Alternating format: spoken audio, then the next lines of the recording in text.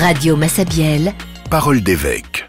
Bonjour à tous, c'est votre émission Parole d'évêque avec, comme chaque semaine, le pasteur de notre église catholique en Guadeloupe, Monseigneur Philippe Guiougou. Bonjour. Bonjour Thierry, bonjour aux auditeurs et auditrices de Radio Massabielle, bonjour à tous ceux et toutes celles qui nous suivent sur les différents réseaux sociaux. Nous commençons, Monseigneur, par cette exhortation apostolique, la première du pape Léon XIV, « Dilexi te, la foi est indissociable de l'amour des pauvres ». Voilà, le pape Léon XIV vient de sortir une exhortation apostolique. Ce que on pouvait comprendre, c'est souvent un peu un premier geste des papes qui sont nommés, qui au bout de quelques mois ou au maximum un an, nous sortent un peu une exhortation pour dire un peu, en quelque sorte, la ligne de conduite de son pontificat.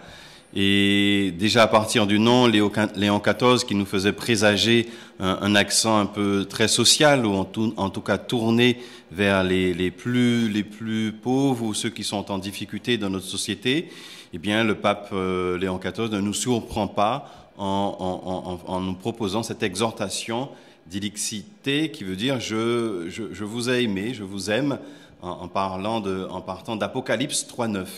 C'est en réalité une prolongation, il le dit lui-même, de l'encyclique du pape François, Dilexit nos, je vous ai aimé, et qui, en fait, n'avait pas terminé, qui, à partir de son encyclique, avait l'intention de faire cette exhortation apostolique qui n'a pas terminé. Et donc, le pape Léon XIV a poursuivi son œuvre. Donc, c'est une encyclique qu'on détaillera un peu plus, puisqu'elle vient de sortir, mais qui s'appuie profondément sur un Christ qui donne une priorité aux pauvres, à celui qui est en difficulté, et comment il lance et il appelle notre Église à poursuivre ce chemin. Nous y reviendrons plus en détail, vous l'avez dit, la semaine prochaine, dans notre prochaine édition. Ce rappel important maintenant à l'attention de tous ceux qui nous écoutent et qui nous suivent. Attention aux faux comptes sur les réseaux sociaux qui usurpent votre identité. Oui, c'est un appel, j'ai presque envie de dire, c'est un cri de détresse, un cri d'énervement, un cri de, je ne sais pas trop comment le qualifier, on voit bien des cris dans l'Évangile, parce qu'en fait, on ne s'en sort pas, on a beau faire des relances au niveau du diocèse, il faut qu'on arrive à mettre, je ne sais pas trop comment démultiplier, en fait, faire de chacun, en fait, c'est surtout ce que j'ai envie de dire, faire de chacun, de nos auditeurs, de ceux qui suivent un peu l'Église, de faire de chacun des relais de cette information. Je n'ai pas de compte personnel, il n'y a aucun compte au nom de Philippe Guiougou ou de Monseigneur Philippe Guiougou, ni sur Facebook, ni sur TikTok, ni sur Instagram ou que sais-je encore comme réseau. Et donc, c'est pour vous dire attention, et c'est un cri qui est concret, parce que encore cette semaine, j'ai eu une dame qui vient me voir en disant qu'en fait, elle s'est fait arnaquer puisqu'elle a donné 160 € en pensant que c'était moi, peut-être un cri de détresse ou une difficulté qu'elle traversait. En fait, vous devez faire attention. Jamais un prêtre ou un évêque de l'Église catholique ne vous demandera des sous via les réseaux sociaux. Ça n'existe pas. Donc, ça doit être votre point de repère en disant qu'il y a quelque chose qui cloche. Encore ce matin, quelqu'un m'a envoyé en me demandant si c'était moi. Donc, c'est quelque chose que je commence à voir tous les jours ou très régulièrement, donc qui montre que ce sont des comptes virulents. Donc il faut absolument que chacun fasse le relais via ses comptes Facebook en disant « ce n'est pas un vrai compte ». On insiste plus particulièrement sur ce faux compte TikTok dont la dénomination est Père Philippe Guiougou et qui est donc fausse. Cette dénomination, ce compte est faux. En tout cas, il a près de 12 000 abonnés. Des fidèles se sont fait avoir en répondant aux sollicitations financières. Oui, c'est ça, c'est ce que les fidèles se font avoir. Et le problème, c'est que 12 000 abonnés, c'est quand même énorme. De plus, ça touche des gens qu'on ne voit pas forcément, qui sont en Guadeloupe, qui peuvent être dans l'Hexagone ou dans d'autres lieux, qui connaissent directement ou indirectement l'évêque. Donc ça montre l'ampleur et la difficulté de la chose. Donc ce qui veut dire, ce qui est à nous fidèles, via nos différents comptes TikTok et autres, de bombarder, en fait, si j'ose dire, faire la même chose, bombarder en disant « ça n'existe pas ». Donc faites que je fasse de chacun d'entre vous des relais de l'information pour que nous puissions passer de 12 000 à 0 abonnés. Cet appel à la vigilance vaut aussi, Monseigneur, pour votre vicaire général, Père Gérard Foucan, qui fait également l'objet d'usurpation. On l'a vu sur Facebook, avec le même mode opératoire, abuser de la confiance ou de la détresse des fidèles. Oui, c'est ça, c'est un abus de confiance et c'est abuser de certaines situations où les personnes peuvent traverser des moments difficiles et donc du coup ont besoin d'une main tendue, secourable. Et donc du coup, comme je le disais, ça ne dépend pas, c'est pas une question d'âge, c'est pas une question de niveau social. Il y a des personnes vraiment différentes qui peuvent traverser un moment difficile et tomber dans le piège. Donc oui, moi, le vicaire général, donc il surfe un peu sur une vague et qu'on doit absolument éteindre parce que ça nuit tout simplement à une image, à l'image de l'Église. Pas tant, il y a la question de mon image, mais au-delà de mon image, c'est l'Église qui a derrière. Et surtout, ça brouille le message de l'Évangile que nous voulons faire passer. Revenons à présent sur la messe solennelle de réouverture de l'église de Vieux Habitants, messe que vous avez présidée mardi dernier. Ce fut un grand moment de communion.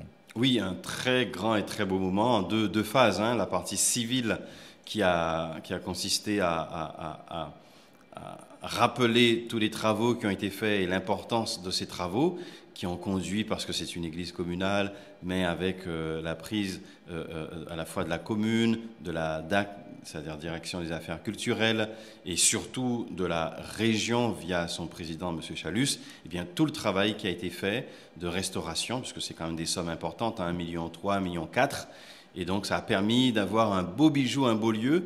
Et en fait, si nous avons un beau lieu, c'est que cela permet aussi surtout d'une belle célébration.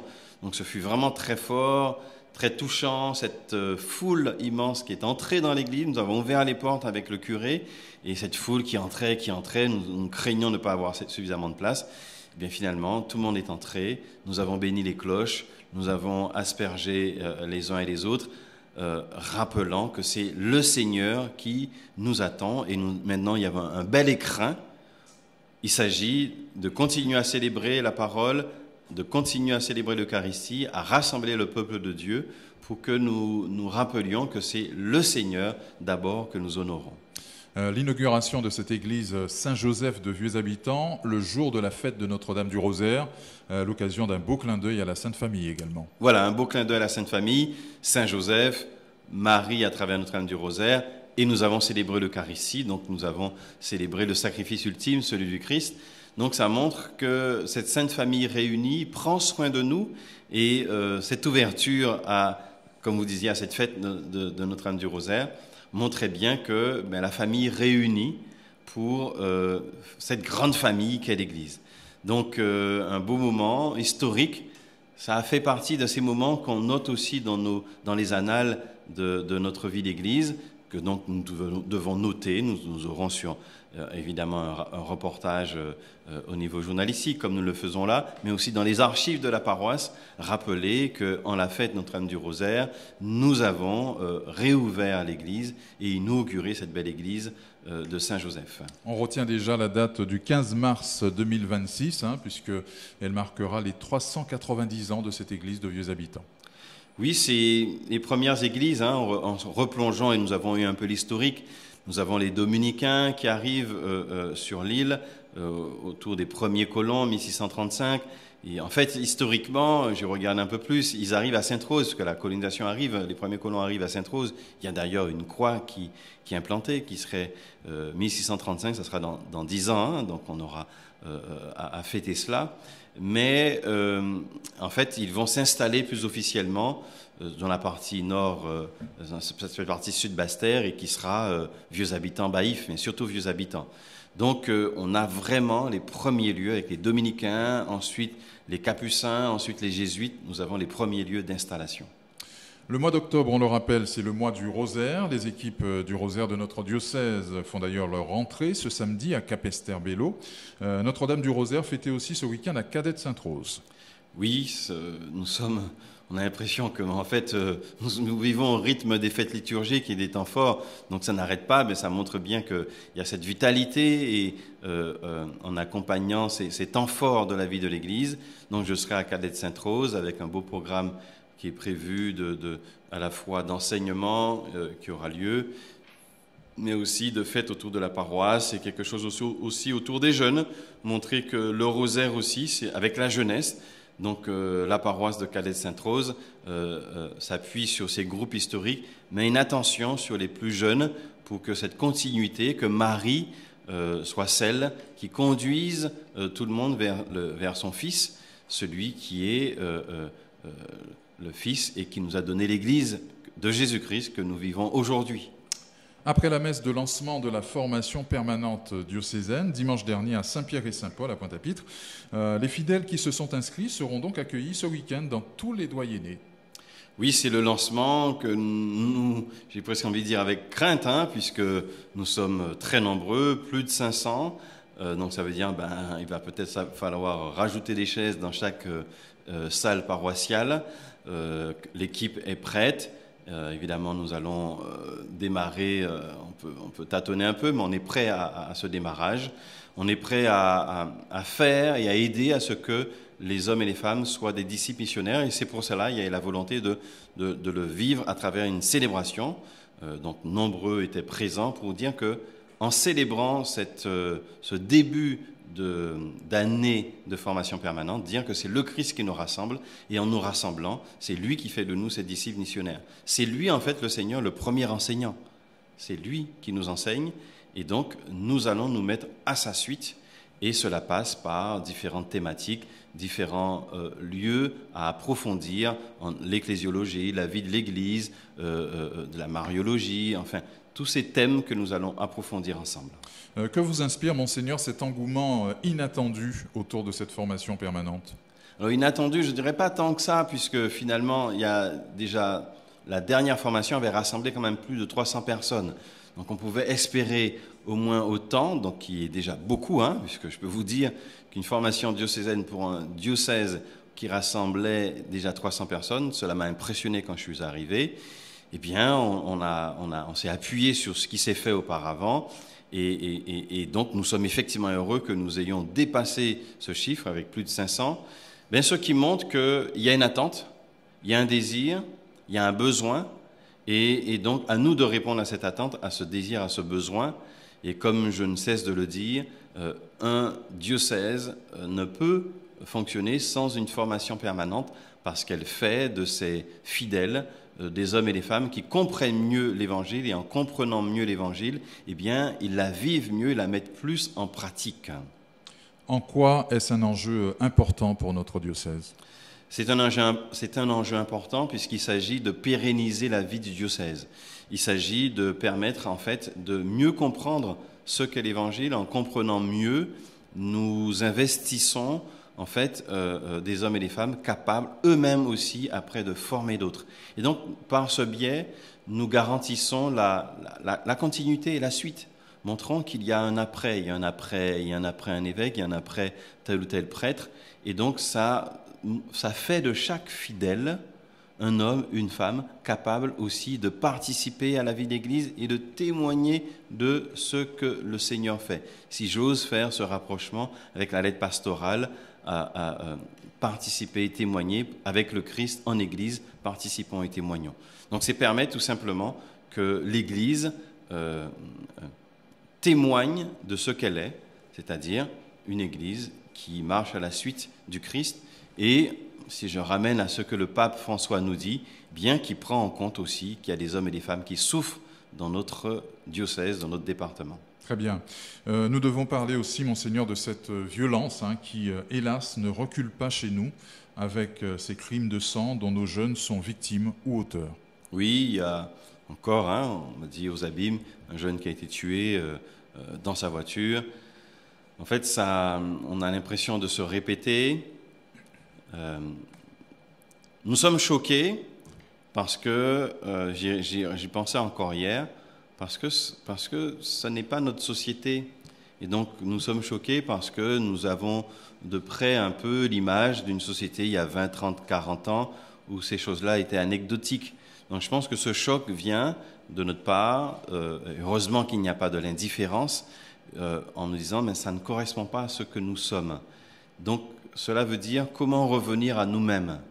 comment revenir à ce que notre société, nos parents nous ont transmis, le respect de l'autre et le respect de la vie. Donc cela va certainement continuer à passer par une vie d'église encore plus forte, mais en lien aussi avec la société et les actions fortes que nous pouvons mener auprès des jeunes, auprès des familles. Donc ça montre l'immensité de la tâche, ne pas baisser les bras, mais cela doit se traduire par des actions concrètes et encore plus. Donc se rassembler les uns des autres, rassembler les différentes forces et énergies de notre département. Ce sera l'événement de ce week-end, la messe de rentrée des étudiants que vous présiderez samedi à 17h30 à l'église Saint-Pierre et Saint-Paul à Pointe-à-Pitre. Mais tout le monde est attendu dès 15h sur le parvis de l'église. Oui, et si j'ose dire, en ramenant cette notion de violence ou de jeunesse, eh bien ça passe par des actions comme celle-ci, c'est-à-dire montrer aux jeunes qu'ils peuvent se rassembler pour le bien. Ils peuvent, venant de tous bords, puisque c'est les étudiants, donc même l'étudiant qui n'est pas forcément chrétien, mais se dit l'Église fait quelque chose pour nous rassembler, je viens. En amont, il y a dès 15h des stands où nous voulons montrer ce que fait l'Église, mais nous voulons aussi montrer les actions aussi de la société et dire que la jeunesse a sa place et comment l'aider à prendre sa place dès la dimension des études. Et donc ce temps est important, à la fois convivial, mais aussi une ouverture vers notre monde, notre société, et puis ensuite célébrer tout cela pendant une Eucharistie, avec les jeunes de Massabielle qui sont réunis pour l'aumônerie de Fouilleul, et puis l'aumônerie de Saint-Claude aussi. Maintenant, nous avons 2 aumôneries, et donc il y a de quoi. Donc c'est une invitation que je lance, parents, grands-parents, invitez vos jeunes étudiants qui sont en BTS, qui sont en DUT ou autres, en formation post-bac, invitez-les dès 15h à Saint-Pierre et Saint-Paul, ce samedi 11 octobre. Et puis dimanche, ce sera la fête patronale d'Anse-Bertrand, Saint-Denis, saint patron de cette paroisse, fêtée cette semaine, avec un bel événement pour la communauté paroissiale, la bénédiction du nouvel orgue de l'Église par vos soins. Il faut rappeler que c'est un instrument sacré. C'est un instrument sacré, j'ai envie de dire, je commence maintenant à être un peu habitué. Ça fera le 3e nouvel orgue que je vais bénir. Il y avait au Sacré-Cœur, où la communauté paroissiale s'est réunie et rassemblée. Ça montre aussi quand il y a un objectif clair et un besoin bien défini, la communauté est capable de se réunir et de faire bloc. Le curé, je me souviens, le curé me disait en 3 semaines, 1 mois, ils ont réuni la somme suffisante qui était quelques milliers d'euros. Idem aussi à Massabielle, où la communauté a su se rassembler pour réunir cette somme. Et encore une fois, à l'église Saint-Denis d'Anse-Bertrand, en très peu de temps, la communauté a su se rassembler pour la somme. Et donc, ça montre qu'on peut y arriver. Et surtout, c'est un instrument sacré qui permet la célébration de la messe, qui permet la beauté de la liturgie. Et venez assister, parce que c'est toujours très beau, une inauguration, une consécration d'une église, bénédiction d'un objet liturgique. Vous verrez que la liturgie permet d'entendre différentes intonations en fonction de circonstances de vie, de funérailles, de baptême, de moments de joie et de fête. Eh bien, la liturgie, l'Église nous accompagne dans ces différents moments de vie, ce qui fait le sens du sacré. Le sacré, c'est quand le divin rejoint aussi l'humain. Les internautes l'ont constaté, comme l'an dernier, les réseaux sociaux de l'Église catholique en Guadeloupe sont aux couleurs d'Octobre Rose. Octobre Rose, on le voit aussi en suivant l'actualité, il y a eu des courses dans le monde civil pour sensibiliser, il y a des actions à droite et à gauche pour sensibiliser sur la question du cancer. Encore hier, j'étais à un concert qui a eu lieu à l'église du Gosier, qui sensibilisait aussi sur la question de la femme et la question du cancer. C'est un moment important parce que encore aujourd'hui, trop de femmes, faute de dépistage, faute de suffisamment tôt, vont malheureusement décéder du cancer. Donc cette sensibilisation, c'est le diocèse qui dit, bien prenez soin de vous. Nous avons fait des avancées technologiques importantes. Eh bien, encore faut-il qu'on soit capable d'être alerté suffisamment tôt. Donc, le diocèse participe Et Isaïe, en espérant que ce geste sensibilisera des femmes pour qu'elles puissent prendre soin d'elles. Parce que nous avons besoin des femmes, nous avons besoin, ce sont nos mamans, nos épouses, celles qui nous accompagnent et qui accompagnent les uns et les autres dans la vie de tous les jours. On rappelle qu'il s'agit d'une campagne annuelle de communication destinée à sensibiliser les femmes au dépistage du cancer du sein. Tout à fait. Nous terminons, Monseigneur, par votre prière et votre bénédiction. Voilà, une prière qui s'appuie sur aussi la parole de Dieu aujourd'hui avec la fête de Saint-Denis, le Seigneur qui nous dit une bonne nouvelle. La bonne nouvelle, c'est que demandez, vous aurez, frappez, on vous ouvrira, et qui nous rappelle aussi dans le psaume et la première lecture que finalement le chemin du pauvre se perdra. Et donc, Dieu nous dit, moi qui suis le Seigneur, je suis capable de faire de bonnes choses. Je ne suis pas le Seigneur qui va vous sanctionner, mais au contraire, vous aider à grandir. Au nom du Père et du Fils et du Saint-Esprit, Amen. Seigneur mon Dieu, tu es bon et fidèle en tout temps. Merci pour cette bonne nouvelle, signe de ton amour et de ta présence dans ma vie, dans nos vies. Tu veux être notre bien, tu veux notre paix, et tu fais concourir toutes choses pour notre bonheur. Aujourd'hui, nous voulons simplement te dire merci. Merci pour ta bonté, merci pour ta providence, pour les bénédictions que tu répands sur nous et sur ceux qui t'aiment, sur tous ceux qui t'aiment. Aide-nous à garder un cœur reconnaissant, à ne jamais oublier que tout bien vient de toi, Seigneur. Demandez et vous aurez, tu nous as dit, Seigneur. Que cette joie devienne témoignage de ta fidélité et une source d'espérance pour ceux qui nous entourent. Que le Seigneur nous bénisse, qu'il nous fortifie et qu'il nous donne toujours son amour, le Père et le Fils et le Saint-Esprit. Amen.